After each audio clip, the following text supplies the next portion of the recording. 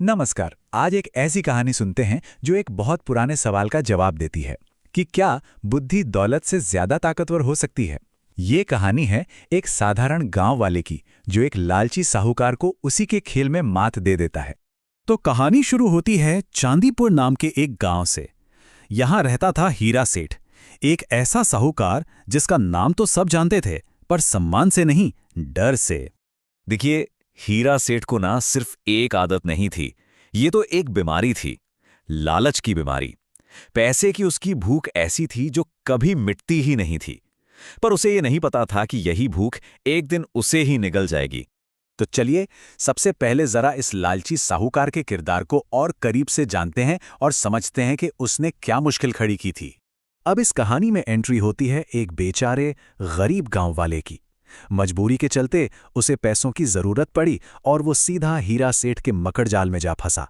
और बस यहीं से उसके असली संघर्ष की शुरुआत हो गई। तो सवाल ये है कि ये कर्ज इतना बड़ा बना कैसे? देखते हैं कि गांव वाले की हालत इतनी गंभीर कैसे हो गई और ये कर्ज एक नामुमकिन बोझ में कैसे बदल गया। तो शुरुआत हुई थी सिर्फ 6,000 रुपए के कर्ज से। सुनने में तो लगता है कि चुकाया जा सकता है ना? पर हीरा सेठ के बही खातों में गणित के नियम ही अलग थे। ऐसे नियम जहां ब्याज हमेशा मूलधन से कहीं ज्यादा तेजी से बढ़ता था। देखिए कैसे ये जाल बुना गया। पहले साल तो ये सिर्फ एक कर्ज था, दूसरे साल से ब्याज जुड़ना शुरू हुआ, तीसरे साल तक तो रकम दोगुनी हो गई, और चौथे साल तक बस ये एक ऐसा दलदल बन चुका है जिससे बाहर निकलना लगभग नामुमकिन था। सिर्फ 4 साल, और इन 4 सालों में वो 6,000 रुपए का कर्ज बढ़ते बढ़ते 18,000 रुपए का पहाड़ बन गया। मतलब मूल रकम का सीधा सीधा 3 गुना। ये सिर्फ एक रकम नहीं थी, ये उस गांव वाले की शायद जिंदगी भर की कमाई थी, जिससे चुकाना अब उसके बस की बात नहीं थी। और तब हीरा सेठ ने अपना आखिरी दांव खेला। उसने साफ साफ धमकी दे दी, कहा या तो मेरा 18,000 रुपए चुकाओ, नहीं तो तुम्हारा घर और जमीन सब मेरा हो जाएगा।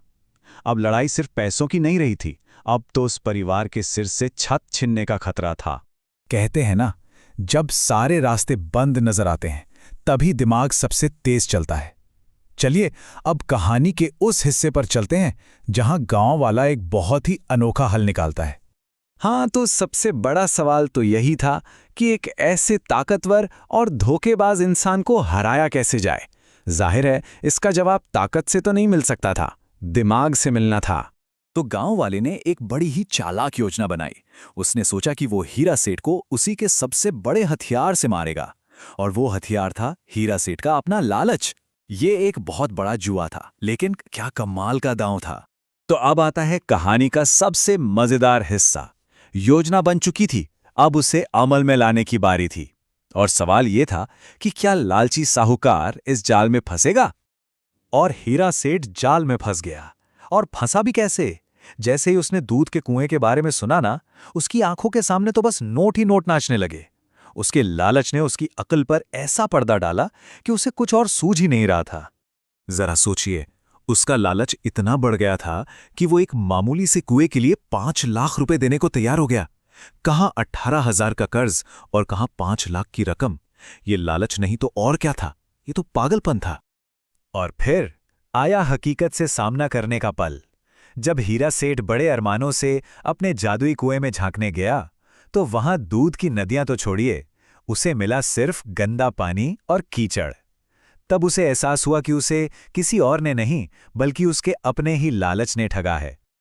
और जब वो रोता पीटता पुलिस के पास गया, तो वहां इंस्पेक्टर साहब भी अपनी हंसी नहीं रोक पाए। वो भी समझ गए थे कि ये मामला धोखाधड़ी का कम और बेहिसाब लालच का ज्यादा है। तो हीरा सेठ को न्याय तो क्या मिलना था, उल्टे मजाक और बन गया। तो इस पूरी कहानी का निचोड़ क्या है, इससे हमें क्या सबक मिलता है, चलिए जरा समझते हैं। तो इस कहानी से कुछ बातें साफ हो जाती हैं। पहली तो ये कि चतुराई के सामने ताकत और दौलत दोनों घुटने टेक देते हैं। दूसरी बात, लालच इंसान को सच में अंधा बना देता है, उसकी सोचने समझने की शक्ति ही छीन लेता है। तीसरी ये कि जब कोई सिर्फ अपने फायदे के बारे में सोचता है ना, तो अक्सर उसका नुकसान सबसे ज्यादा होता है। और आखिर में कभी कभी इंसाफ ऐसे तरीकों से होता है जिनके बारे में किसी ने सोचा भी नहीं होता। और यहां पर वो पुरानी कहावत बिल्कुल सटीक बैठती है, जाको राखे साइयां मार सके ना कोई। उस गांव वाले के पास पैसा नहीं था, पर उसके पास सच्चाई और दिमाग था, और आखिर में जीत उसी की हुई। और जाते जाते ये कहानी हमारे लिए एक बहुत जरूरी सवाल छोड़ जाती है। वो कौन सी बारीक सी लकीर है जहां आगे बढ़ने की अच्छी ख्वाहिश खुद को तबाह कर देने वाले लालच में बदल जाती है? इस पर सोचिएगा जरूर।